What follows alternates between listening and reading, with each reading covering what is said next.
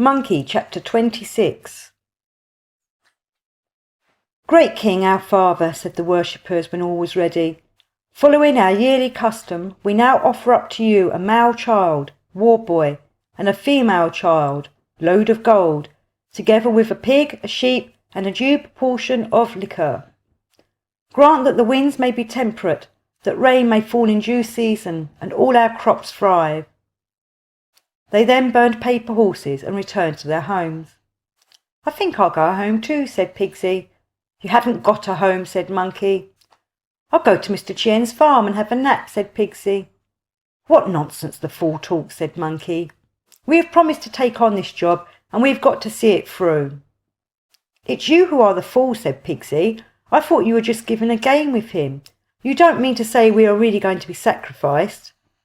We've got to do the thing properly, said Monkey. In any case, we must wait till the king comes to eat us, or we shall spoil a good start by a poor finish. And if the king finds no victims, he will send plagues and calamities to the village. You surely don't want that. While they were talking, there suddenly came a great gust of wind. That's done it, said Pigsy. Talk of the devil. Let me do the talking, said Monkey. And in another minute a most horrible apparition appeared at the doors of the temple, with eyes like blazing comets, tusks like the teeth of a huge saw. Well, which family is making the sacrifice this year? He asked, halting at the entrance. The family of the two Chiens, said Monkey, if I may make bold to reply. The king was puzzled. This boy speaks up uncommonly bold, he said to himself. Usually at the first asking one gets no reply at all. At the second the victim faints with terror, and by the time I have laid hands on him he is already dead with fright. It is odd that this child should speak up so boldly. What are your names? He presently asked. I am War Boy, said Monkey, and the girl is called Load of Gold. Well, War Boy and Load of Gold, said the monster, I must tell you that this sacrifice is a very old institution. You have been offered to me by your parents according to custom, and I am now going to eat you. Help yourself, said Monkey. We shan't put any obstacle in your way. On hearing this, the monster again hesitated. Now, none of your sauce, he said. You're too forward. I usually begin with the boy, but this time I think I'll begin with the girl instead. Stick to your rule, great king, gasped Pigsy. It's always a pity when old customs disappear. But the monster was not in the mood to start a discussion, and striving forward he grabbed at Pigsy. That fool leapt off the dish, changed into his proper form and seized his rake. The monster fled, but Pigsy was in time to get in a tremendous blow. Something fell to the ground with a clang. I've smashed his helmet, cried Pigsy, and Monkey, resuming his proper shape, picked up a great fish scowl, about the size of an ice dish. Up we go, he shouted, and both of them sprang into the air. It so happened that the monster was on his way to a dinner party, and was therefore unarmed. Who are you, he shouted up at them, that you should come here interfering with my rights and damaging my reputation? It is time you should know, said Monkey. We are disciples of Tripitaka, who is going to India to get scriptures. We heard last night of the filthy orgies in which you indulged, and determined to save the lives of the victims and put you under arrest. Come now, confess the truth. How long has this been going on? How many boys and girls have you devoured? If you render me a full account, perhaps I will spare your life. At this the monster fled, and before Pigsy could get in another blow, he had changed into a gust of wind and disappeared into the river. We won't waste time in chasing him, said Monkey. Tomorrow we'll arrange a plan for disposing of him finally and getting our master across the river. They went back to the temple, and collecting the beasts and other things brought for the sacrifice, they returned to the farm.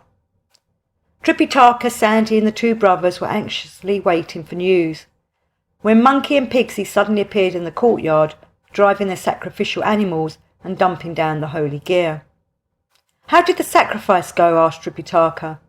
Monkey told them what had happened. The two old men were delighted, and at once ordered the best room to be got ready for the pilgrims. Soon all were soundly asleep. When the monster got back to his palace under the river, he threw himself onto his throne and sat in complete silence. His watery kinsfolk were astonished to see him looking so glum. You are usually in such high spirits after the sacrifice, they said. Yes, he said, and I've always been able to bring back some tidbits for all of you, but today I didn't even get anything to eat myself. I met my match and came near to losing my life. And they told them his story. Tripitaka, he added, is of such sanctity that anyone who ate the least scrap of his flesh would live forever.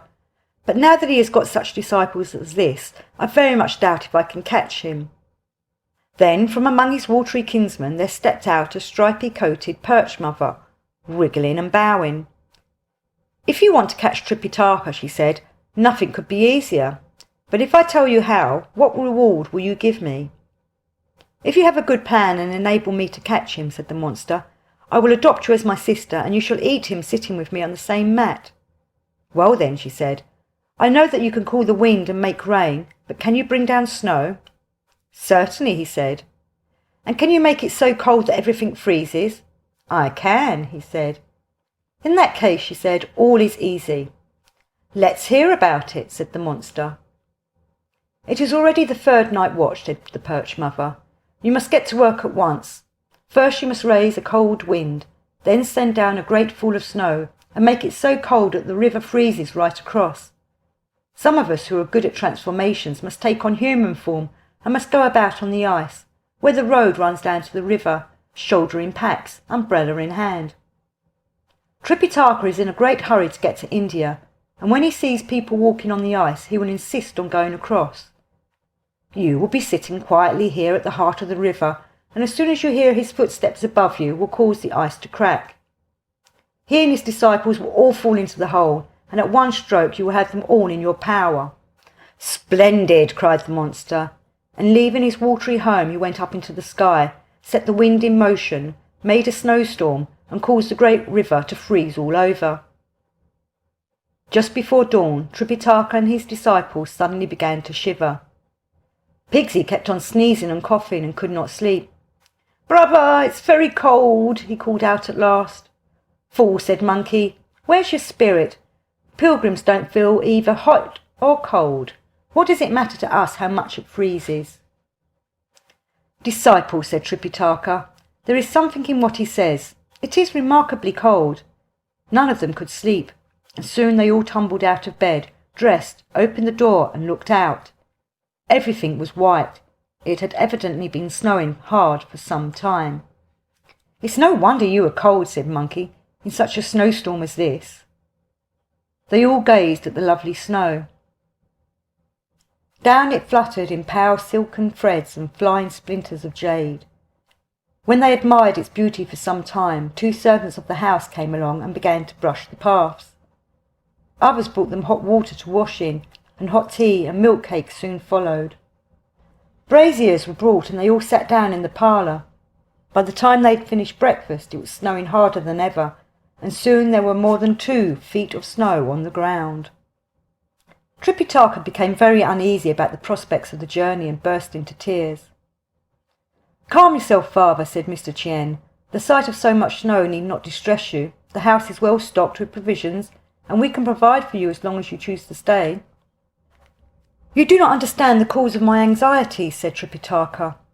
When I received the Emperor's bidding to go upon this pilgrimage, His Majesty accompanied me to the frontier, and when presenting the cup of parting he asked me how long I should be away. I had no idea how difficult the journey would prove, and promptly replied it would take me 3 years to fetch the scriptures and bring them back. But 7 years have passed, and still I have not seen Buddha's face. The thought that I have exceeded the appointed time weighs heavily upon me. Fortunately, my disciples were able last night to render you a small service, and I was thinking of making bold to ask you if you could give us a boat in which to cross the river. But now this great snowstorm threatens to postpone our journey for I don't know how many months, and my return is again delayed. Surely a few days one way or the other cannot make all that difference, said Mr. Chien. Wait till the weather clears, and I will undertake to get you across the river, even if it costs my whole patrimony. So elaborate was the luncheon that was served that Tripitaka became quite uneasy. We can only consent to a further stay, he said, if you are willing to treat us informally, as members of the family. There is no number of banquets, however many days running, said the old man, that could ever repay you for saving our children from their doom. Soon afterwards the snow stopped, and people began to go about again. Seeing that Tripitaka was looking depressed, Mr. Chien had the paths of the flower garden swept. A big brazier was brought, and they all invited to come in and sit in a snow cave, by way of distraction. "What's this old fellow thinking of?" cried Pigsy. "A flower garden is the place to go in springtime. In this cold, with everything buried under the snow, what pleasure can it be?" "Fool," said Monkey, "you do not know what you are talking about. Snowbound scenes have a mysterious calm which is delightful to enjoy, and will soothe our master's feelings." When they had admired the scene for some while, they sat in the snow cave, and some neighbours who had joined them was told about the pilgrimage. When they had all drunk perfumed tea, Mr. Chien asked, "Do you reverend gentlemen drink wine?" "I do not," said Tripitaka, "but my disciples will drink a cup or two of weak wine." It was now getting late, and it was announced that supper was ready in the house. At this moment someone in the street was heard saying, "This is something like cold. The river has frozen." "Monkey, that sounds bad for us," groaned Tripitaka. "The cold came on very suddenly," said Mr. Chien.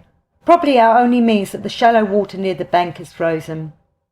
But the man who had given the news replied, "It is frozen the whole way across, smooth as the face of a mirror, and people are walking about on the ice, where the road goes down to the river." When Tripitaka heard that people were walking on the ice, he wanted to go at once and look. "Don't be in a hurry," said Mr. Chien. "It's late now. Tomorrow we will go and look." They then parted with the neighbours, and when supper was over retired to rest. Pigsy, when he woke, announced that it was colder than ever. Tripitaka went to the door, and prostrating himself uttered the following prayer: "Deities that guard the faith, in our journey to the west we have braved the perils of hill and stream, that we might at last see Buddha face to face. Never have we grumbled or repined. Now we see before us strong evidence of heaven's help, in that this river has frozen so that it can be crossed. We swear that on our return we will inform our emperor of this favour, and he will repay you with manifold offerings." Then he ordered Pigsy to saddle the horse and get ready to cross the river while it was still frozen.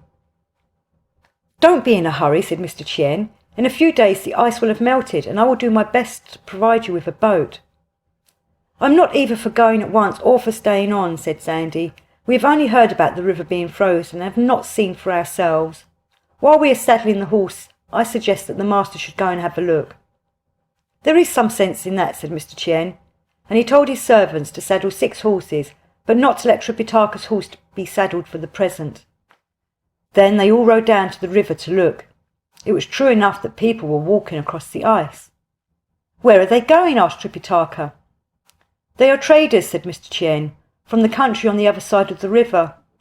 Things that here are worth 100 strings of cash are worth 10,000 on the other side, and things that are there worth only 100 are here worth 2,000.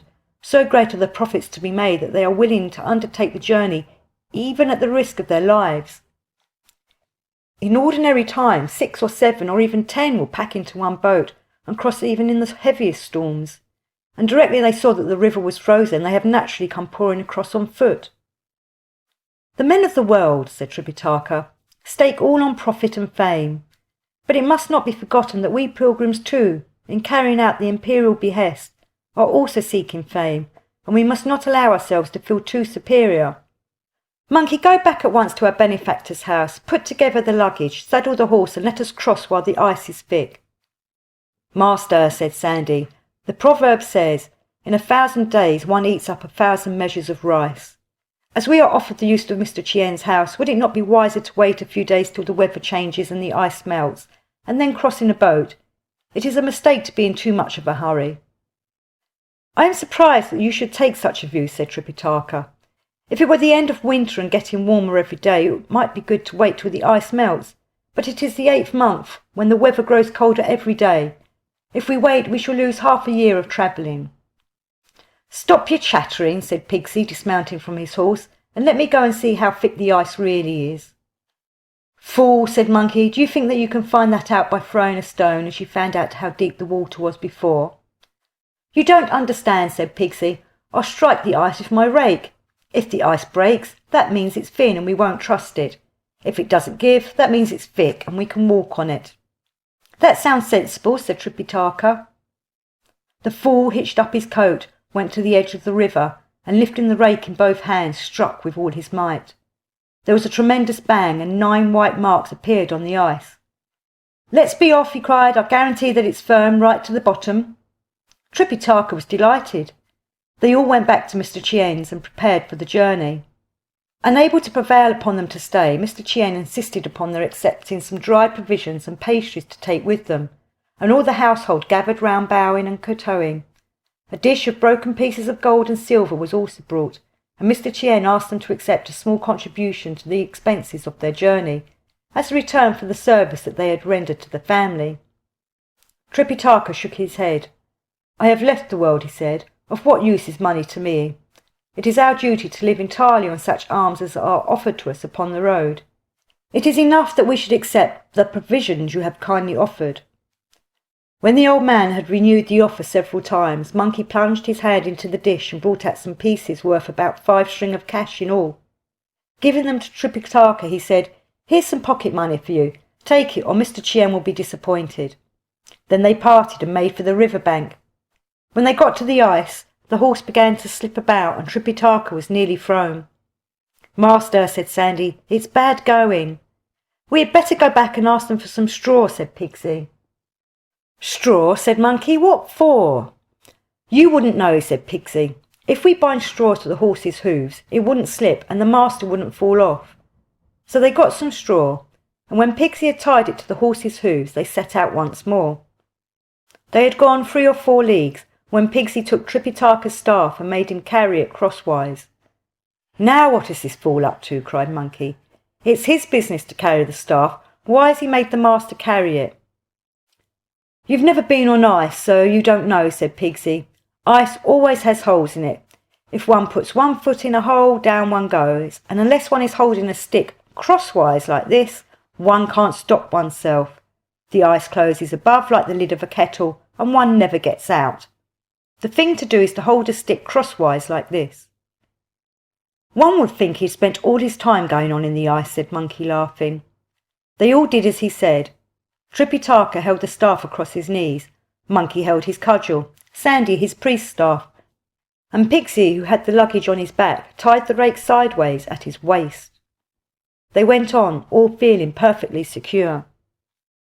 When darkness fell, they ate some of their provisions, but did not dare halt, and with the moonlight glittering in dazzling whiteness over the ice, they rode on, never closing their eyes all night.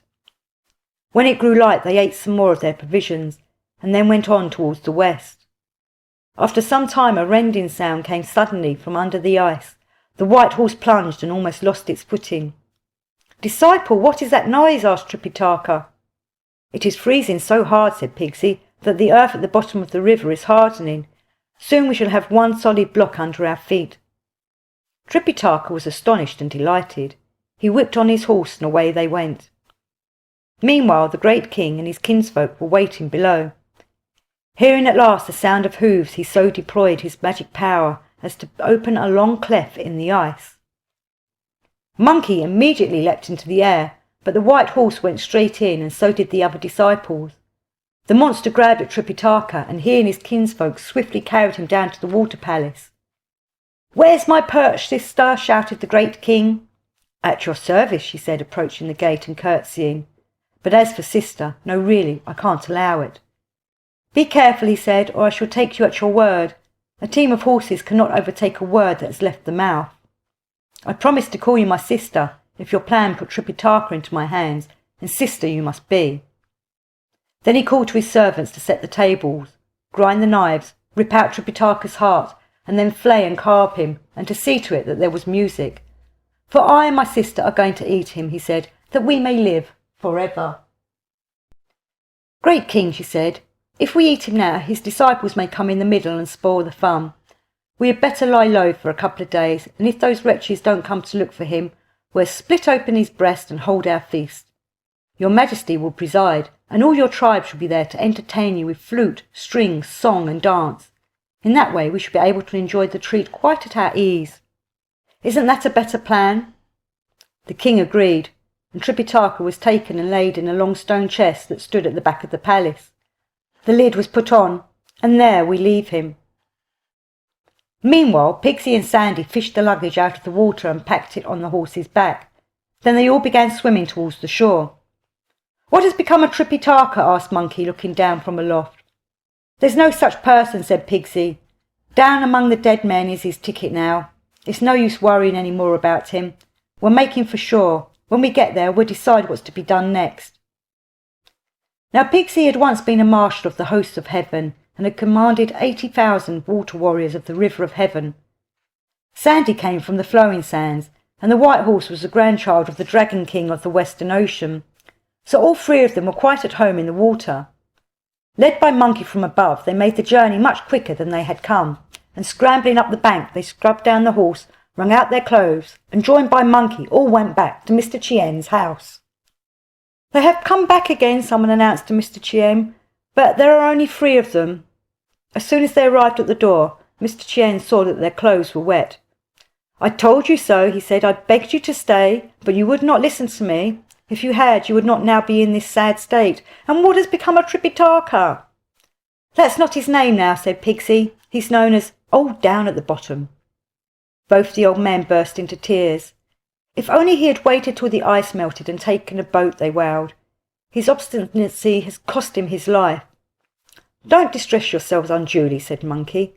"I've a notion that the master will live a long time yet. This is just a trick of that monster's. Meanwhile, don't worry, but get our clothes put through the mangle, dry our passports, have the white horse well fed, and then we'll go and find this creature, rescue the master, and get this business settled once and for all. Then I hope you'll all have a quiet time for a long while to come." The old men were satisfied by this and ordered a good supper to be brought in. When the pilgrims had eaten their fill, they asked the people of the place to look after the horse, and weapon in hand went off to the river to look for the monster. And if you do not know how they saved Tripitaka, you must listen to what is told in the next chapter.